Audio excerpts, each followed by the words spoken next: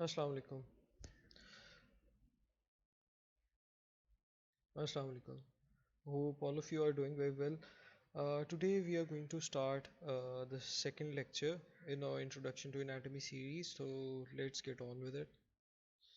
Okay, so first of all, we're going to study some regions, important regions of human body, and then we'll proceed from there. Okay, so in gross anatomy, as I told you earlier, there are different regions. Some of them you know already, and the other ones we have to know their anatomical names. So the first one here, as you can see, is the head region. Okay, the head region is from cranium. Cranium is the bony structure around the brain, or you can say skull. From skull up till chin is the head region. Then there is neck region. Neck region is also known as cervical region or cervical region. It contains vertebrae, esophagus, then there is pharynx, windpipe, etc., and major arteries which go and supply blood to the brain. Okay, then there is a thoracic region or thorax. Thorax is the region which contains vital organs such as heart, such as lungs, and aorta and other structures. It also contains the thoracic duct, which is the main duct that carries uh, lymphatic drainage system. Then there is abdomen. Abdomen is all about the gastrointestinal system. We'll study its regions and quadrants too in the upcoming slides. It contains liver, spleen, gallbladder, stomach, small intestine, large intestine. Then there is pelvis. The pelvic region contains kidneys, the urinary bladder, the ureters, and these structures. Then there is perineal region. Okay, the perineal region is in between the legs. It is next to the pelvic region. It contains the genital organs and the urethras.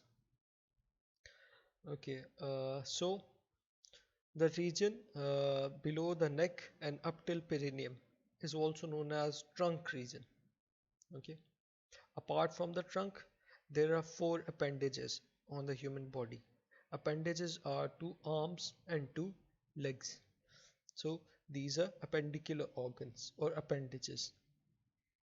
And the body from head up till perineum is known as axial region, apart from the arms. So let's see. Okay, the hierarchy of the structural organization, I've explained it earlier. On the smallest level, body is made up of ions, which make up ions, atoms, etc., which make up molecules. The molecules combine together to form a specific type of cell, which has a specific function, such as the smooth muscle cell or myocyte. Its function is to contract and relax the muscle. Similar type of cells combine together to form a tissue, such as the example given here is a smooth muscle tissue. The tissues then combine together and form an organ, such as a muscle. Then the organs combine and form organ system levels. Okay, organ systems such as the musculoskeletal system, and the different organ systems then form a human body. Now we're going to take a look at what organ systems are present in the body and what we are going to study in anatomy. So let's go into detail of this. Integumentary system. Integumentary system is the system that involves skin and subcutaneous tissue. Its main purpose is to provide protection to the body, to the internal organs. It also includes the hair follicles and the hair which are present on our skin. Then there is skeletal system. The skeletal system accounts for all the bones in our body. There are 206 bones, as we'll study in the future when we study the musculoskeletal system. Muscular system consists of all the muscles of the body. Okay, you have to know there are different types of muscles. We'll study it in the future too. Some muscles can do movement, whereas the purpose of other muscles is only to provide support to the adjoining bones. So there are some immobile muscles also. The nervous system consists of two parts: the central nervous system and the peripheral nervous system. Central nervous system includes our brain and our spinal cord. The peripheral nervous system then consists of the small nerves that arise from the spinal cord and go towards different organs and different structures, different muscles. Those nerves are known as efferent nerves. Efferent. Okay, I'll just write it here for you. Okay, so it is efferent. Efferent nerves are those nerves which go from the spinal cord, from the central nervous system towards the muscles and other organs. Okay, so they carry information, they carry orders from the central nervous system towards the uh, organs and muscles. Most of these are motor nerves. Okay, then there are some nerves which are known as afferent nerves. Okay, afferent. So what are afferent nerves? Afferent nerves are those nerves which carry the information from the muscles, from the organs towards the central nervous system. These include the sensory nerves, such as the pain sensation nerves, the temperature sensation. Then there are some nerves which are sensitive to touch, pressure, those kind of things. So those are afferent nerves which carry information from the peripheral nervous system towards the central. Okay, so endocrine system. There are two types of glands in our body. Some are exocrine glands and some are endocrine glands. The endocrine system constitutes of endocrine glands. Endocrine glands are those glands which do not have any specific ducts for their secretions, for their hormones. Cardiovascular system. Cardiovascular system deals with the all the blood supply of the body and heart. So it generally consists of arteries, veins, arterioles, venules, and there are capillaries. Then there are major arteries such as aorta. Then there is heart. Okay, so all of that is covered under cardiovascular system. Lymphatic system. Now, some of you might remember the lymph as we've studied in FSC 10 plus 2. Others may not. So, what is lymphatic system? Basically, lymph is a fluid that carries the waste products from our cells, from our tissues, out into the blood and then outside the body. So, the lymphatic system is that system which contains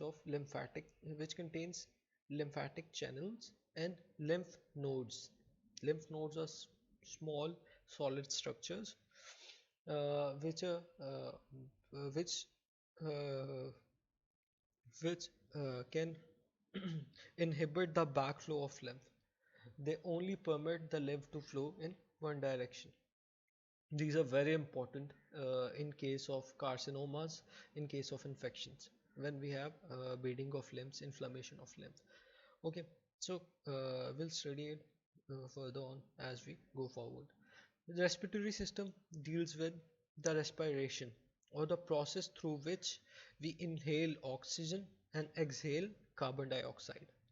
It mainly deals with the lungs, etc., and the small channels which are present in lungs, which allow us to inhale oxygen and exhale carbon dioxide.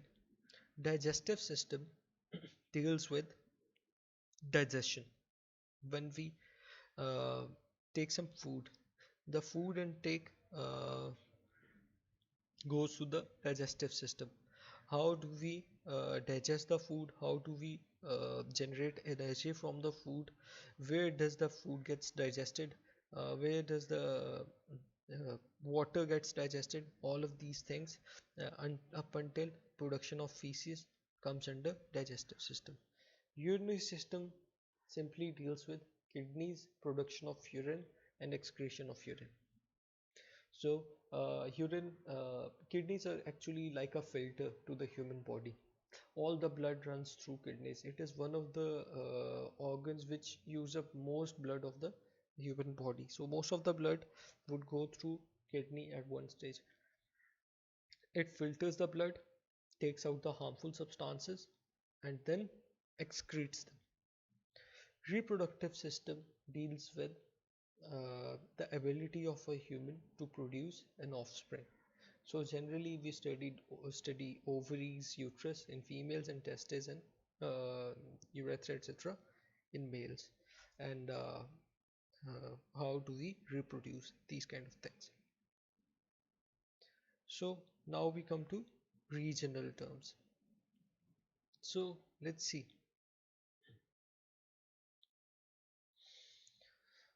Now, regional terms, some of these you may know already.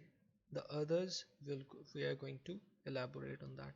So, anteriorly, in anatomical position, if we look at a human being, these are different regional terms which come into play.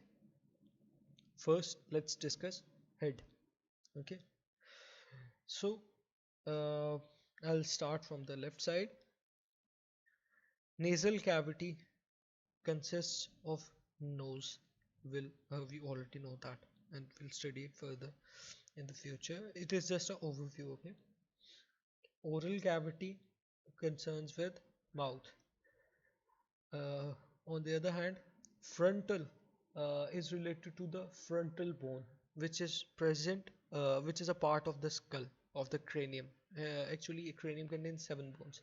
So the frontal or forehead, the frontal bone makes up our forehead. Then there is then there are orbits on the both sides. Orbital cavities are the cavities which contain eyes. Buccal cavity is related to cheeks behind the oral cavity, and uh, the chin is also known as mental cavity or mental submental. We'll study these terms in the future. Okay, the neck is known as cervical region or cervical region. You can pronounce it the way you want. Okay, acromion is a process which is present on a bone near the shoulder, so that is known as acromial part. Okay, sternal is related to the breastbone, to the sternum. Then we'll go further. Thoracic term is related to chest. It is related to lungs mostly. Memory is related to breasts. Armpits are known as axillas. So axillary, whenever we say axillary, it is related to armpits below the arms. Abdominal, I've already told you, below the thoracic cavity, above the pelvic is abdomen. So abdomen, whenever we say abdominal, it would be related to abdomen. Umbilical is the small indentation in the you can say abdomen, where the umbilical cord is attached to a baby, and through which the main you can say feeding of the baby takes place inside the uh, mother's womb, uterus. Okay, now let's proceed towards the arm. Okay, so arm is divided into forearm and arm. Fore means forward. Okay, so we'll start from hand, that would be easier. Okay, so the fingers are also known as digits. So whenever we say digital, it is related to fingers. Then there is palm. Thumb is also known as pollex. As we'll study, the muscles of thumb are pollicis longus, abductor pollicis brevis, these kind of things. So pollex is related to, this term is related to thumb. Wrists contain carpal bones, metacarpal bones. So carpal term is related to the wrist. As we come to forearm, forearm is also known as antebrachium. Then there is the elbow. The elbow, front of elbow is known as antecubital. The elbow joint is also known as cubital region or cubital fossa. The upper arm is known as brachium. Okay, so antebrachium is in front of the brachium, that way. So brachium is related to upper arm, above the elbow up till shoulder region. This is brachial region.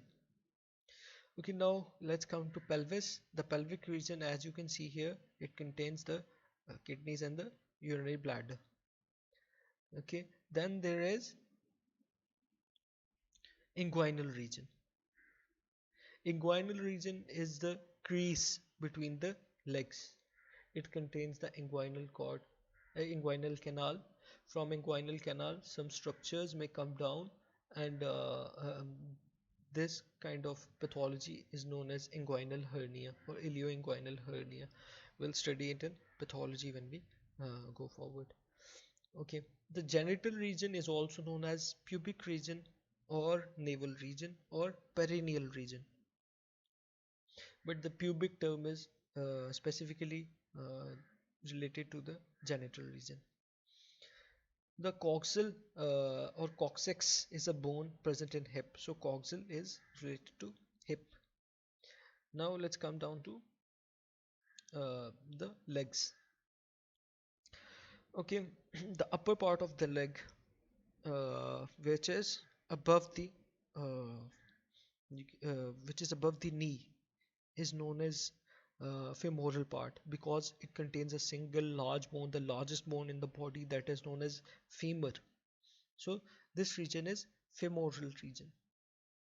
Then there is knee. Knee contains a small bone, bone like a projection in front, that is known as patella. So it is also known as the patellar region. Then there is the lower leg. Lower leg contains two bones, that is uh, tibia and fibula. So it is also known as the outer side, the lateral side is known as the fibular region. Okay, crural is won't be a term that we use so much. So tibial and fibular are terms which are used around here. Okay, so let's go towards the feet. Hallux is just like pollex. It is the pollex is the thumb which is present in the hand. Hallux or hallucis longus, it is the name of a muscle. So hallux is related to the big toe which is present in the foot. The ankle region, the bones are tarsals and metatarsals, just like the carpals and metacarpals of the hand. So this is known as tarsular region, or tarsal term is related to the ankle of the foot, whereas the uh, toes, the toes are known as digits, same as the hand. And this foot region is also known as pedal region. Now let's study it from the posterior side. So cephalic region is related to head, whereas caudal region, caudal, caudal, it is a term that we mostly use in uh, you can say that embryology. So the caudal region is the lower part. Okay, so cephalic is head, caudal is uh, towards the buttocks or towards the feet. Otic region or otic term is related to the ear because it has otic canal. Occipital is the back of the head. It is known as occipital because most of it is made up of occipital bone. Okay, so base of the skull, back of the head is occiput. Okay, acromial as we've discussed earlier on. Okay, then there is uh, vertebral. Okay, what are vertebra? I'll just explain in a bit. Scapulas are two bones which are also known as wings on the back side of the shoulders. If you contract the shoulders, you can see these bones protrude. So this is scapula. So these terms are related to the shoulder blades. Brachium, we've already discussed it. Dorsum or dorsal is related to uh, back. Okay, dorsal term means posterior or back, whereas front is known as ventrum or ventral. Ventrum or ventral. Okay, then there is the back of the elbow. It contains olecranon fossa. So olecranal term is related to this thing. Okay, lumbar region uh, is where the kidneys are located. Kidneys are actually posteriorly located just in front of the vertebrae. Sacral region where the vertebrae end. I will discuss it in vertebrae. Okay. Gluteal region is related to the buttocks because there are two muscles, gluteus maximus, three muscles actually, gluteus maximus, medius, and gluteus minimus, which are present here in the buttocks. So gluteal is related to buttocks. Perineal region is in between the legs, as I've already said so. Okay, it is a joint between which is from anal cavity, up to the external genitalia. Okay, femur, the upper leg. Then there is popliteal fossa. Popliteus is related to the back of the knee joint. uh, Sural region or calf. Calf muscle is gastrocnemius muscle is present here, so this is known as sural region. Then there is calcaneal bone. Calcaneus bone is the bone of heel, so this is known as calcaneal region. Plantar is the lower surface of the foot or sole of the foot. So whenever we say plantar, we are talking about the sole of the foot. So as you can see, the leg is known as lower extremity, the arm as upper extremity, and the hand is known as manus. But we won't use the manus term so much. Okay, now let's proceed further. Let's discuss some body cavities and membranes. Okay, first of all, what is a cavity? Cavity is the space in which some vital organ is present. Okay, so the cavity is only the space surrounding the vital organ, or only the space in which the vital organ is located. So from top to bottom, the first cavity which we can see here is the cranial cavity, which contains the brain. Then there is the vertebral cavity, which contains the spinal cord, which is present in between the vertebrae. I think first let's discuss some things about vertebrae so that it gets clear. Then we'll come back to cavities. Okay, so about the vertebrae, as you can see here, there are in total there are 33 vertebrae which are in the human body. This is a picture of a vertebra, the third picture from the top. The vertebra is a bony structure which has a vertebral cavity in the middle, which contains the spinal cord. There are 33 vertebrae which are arranged from up towards downside. Okay, so the vertebrae start from the base of the cranium, the base of the skull, and they continue up till the tailbone or coccyx. Okay, so what are the vertebrae? In what divisions do we study the vertebrae? So the vertebrae are divided like this. The first seven vertebrae are present in the human neck. Those are known as the cervical vertebrae. Then there are thoracic vertebrae, which are 12 in number, that are present behind the lungs and heart. So the 12 thoracic vertebrae. Then there are 5 lumbar vertebrae, which are present near the kidneys. Uh, then there are 5 sacral vertebrae. Uh, the sacrum is actually a fused structure, so you cannot differentiate the vertebrae in the sacrum. Then in the last, there is the coccyx. Okay, so let's count these. 7 and 12, 19, 19 and 5, 24, 25, 24 and 5, 29, and then there are there is the coccyx. uh, yeah, then there is the coccyx. Actually coccyx are also fused vertebrae. Okay, the first and the second vertebra have a specific name. The first vertebra, or C1, first cervical vertebra, is also known as atlas, whereas the C2 is also known as axis. These two vertebrae act like a pivotal joint on which the neck can turn sideways. Okay, these vertebrae have a very specific, very different structure as compared to the other vertebrae. We'll study that further down the line. Okay, so let's proceed back to the cavities. Okay, so the vertebral cavity is present in between the vertebrae. It contains the spinal cord, and it runs from the base of the skull till the tailbone or coccyx. Okay,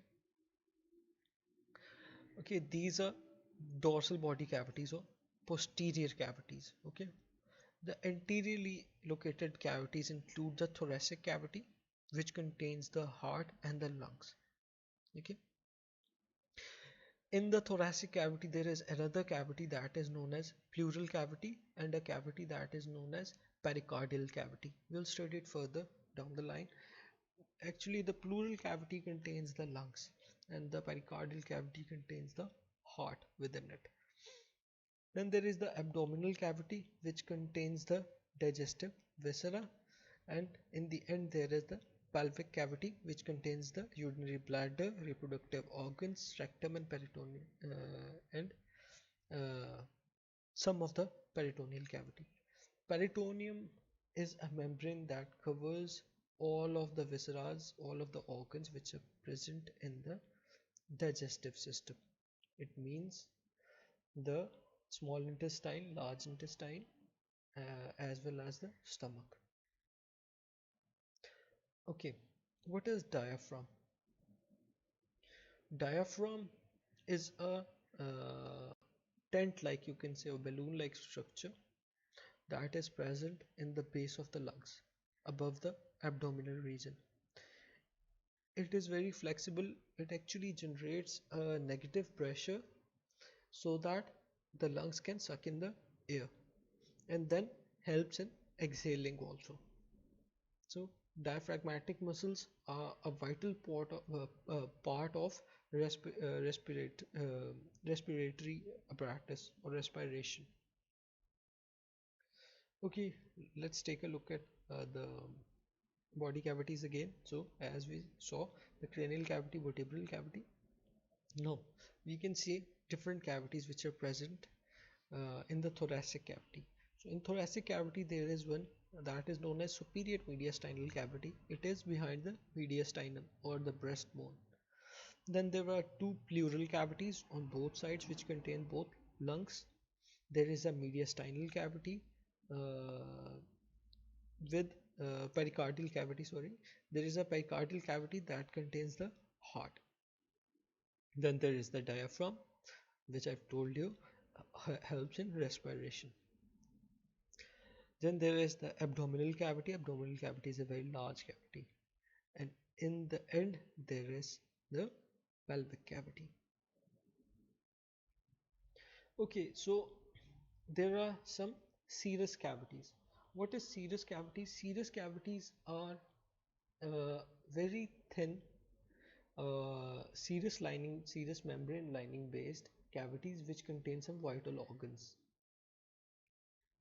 Actually, these cavities are present on the visceral organs which need expanding or contraction, such as the lungs, such as the you can say heart, and uh, small and large intestine, because heart needs to contract and relax, so its size shape changes while contracting, relaxing. Same is with the lungs. Lungs need to inhale and exhale, their shape and size changes. Whereas when the food passes through the intestines, they change their shape and size too. So we need some kind of protection, some kind of cavity which protects these organs when they are increased in size. So we have some slit-like spaces, linings, which protect these organs. These cavities are present around these organs. The pleura is present around the lungs, pericardium around the heart, and peritoneum around the gastrointestinal organs. Okay, there are two layers of a serosal cavity: an outer layer that is known as parietal layer, and a inner layer that is known as visceral layer. In between these layers, there is the cavity that contains some kind of fluid or liquid that decreases the friction. Okay,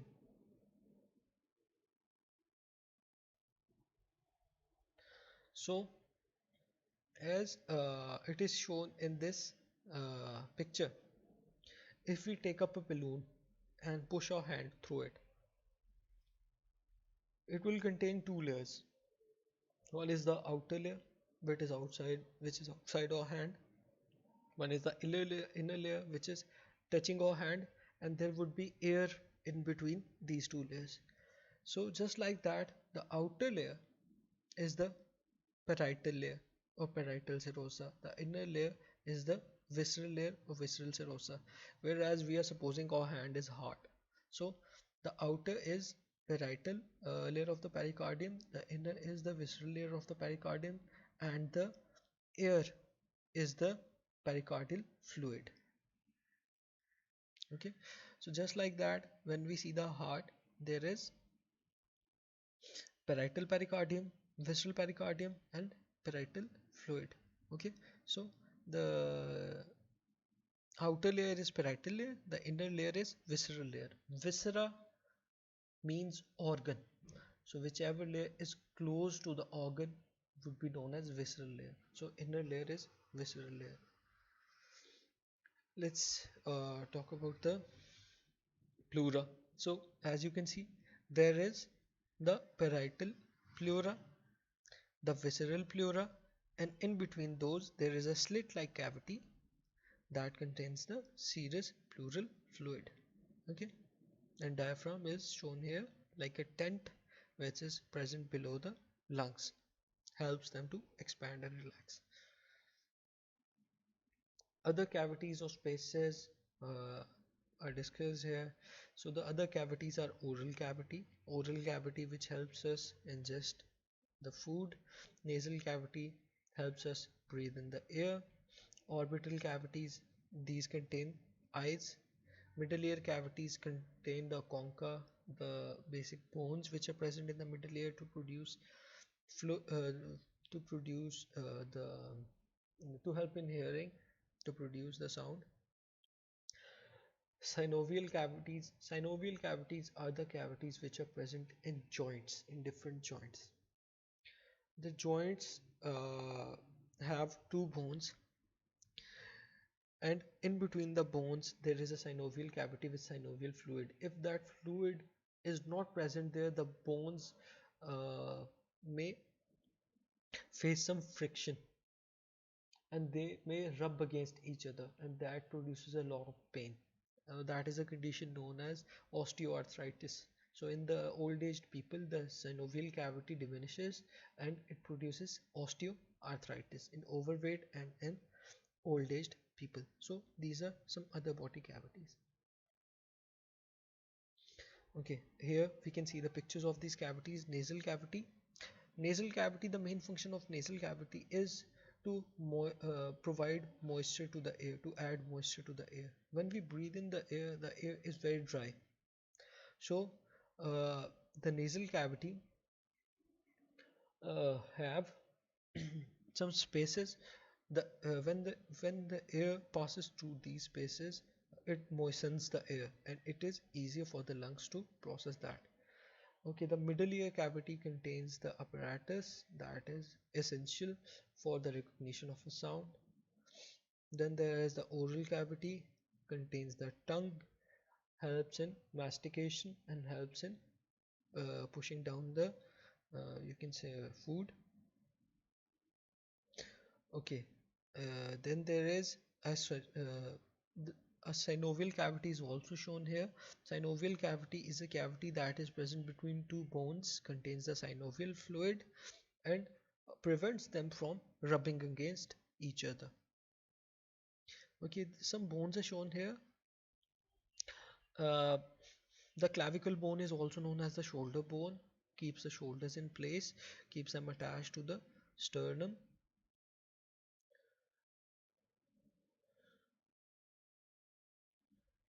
Okay, now let's talk about abdominal regions and abdominal quadrants. Quad means four, so quadrants are four in number. Very easy to remember. Regions, there are nine abdominal regions. It is shown here in a grid-like pattern. So you have to remember the names of these regions because they will come again and again, and we have to study it in surface anatomy especially because we have to know the location of different organs. So this is the abdomen, and you can see we have divided it into via grid into nine different regions. So right uppermost region is known as right hypochondriac region, contains the liver and gallbladder, which is embedded beneath the liver. Then there is the epigastric region. Epigastric region contains stomach mostly and some part of pancreas. Left hypochondriac region contains the spleen. Why are these important? Because if a person comes to you with the pain in epigastric region, you know what organs are present there. You may think about the pain as if it may arise from the stomach or it may be of a pancreatic origin. So you can treat it uh, vice versa. Okay, so left hypochondriac contains the spleen. The left hypochondriac pain is mostly due to spleen. Okay, right lumbar region. Right lumbar region mostly contains the large intestine. Uh, Same as with the right iliac inguinal region contains the intestine, but uh, the kidneys are also present in between these two regions, right lumbar and right iliac. They are located just in between these two regions, some part in right lumbar and a minimum part in right iliac region. Umbilical region contains the intestines and abdominal aorta. Left lumbar region contains intestine as well as descending colon. Okay, and then we come to right iliac region. Right iliac region is very important in case of clinically actually, because if a patient presents to you, a young patient presents to you with right iliac pain, it may be because of acute appendicitis. There is a small appendage uh, of cecum that is known as appendix, which is present in this region, and the pain radiates from this region towards the umbilical region in acute appendicitis. So this is very important in that case. Hypogastric or pubic region, just below this region is the urinary bladder, and when the urinary bladder expands due to presence of too much urine due to some type of obstruction in the urinary tract, the pain may arise from this region, hypogastric or pubic region. Left iliac region, mostly the pain in left iliac region is due to constipation. Okay, so the sigmoid part of descending colon is present in this region. Abdominal quadrants, very simple. We draw uh, a grid with a plus like marking, cross like marking, divided into four different quadrants. So there is a right upper quadrant, left upper quadrant, right lower, and left lower quadrant. The same is for these. If the pain is in right upper quadrant, you may say it is of hepatic origin due to liver or due to gallbladder. In left side, the pain may be due to spleen, due to pancreas, due to stomach. Right lower quadrant pain may be due to constipation, may be due to acute appendicitis. Left quadrant pain mostly due to uh, constipation, or there are some problems like Meckel's diverticulum, etc., volvulus, which are present in the minors, small children. So these may be due to those problems, these kind of pains. Okay.